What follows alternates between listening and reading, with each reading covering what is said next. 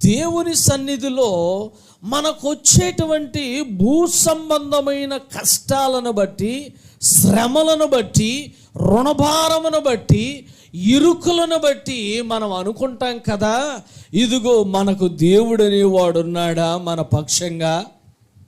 భౌతికంగా మనం అనుకుంటాం. మరొకసారి దేవుడు తన ఆత్మ ద్వారా నీతో మాట్లాడినప్పుడల్లా, నీ ఒంటరిగా ఉన్నప్పుడు నీతో హెచ్చరించినప్పుడల్లా దేవుడు అన్నాడు కదా, శ్రమలో నేను అతనికి తోడైయుందును అంటున్నాడు. హల్లెలూయా.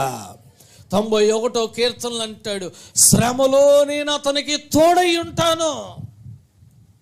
మరి యోసేపు ఐగుప్తు దేశములో ఏం చేశాడంటే, ఇదిగో చెరసాలలో ఉన్నాడు. చెరసాలలో ఏం చేస్తున్నాడు?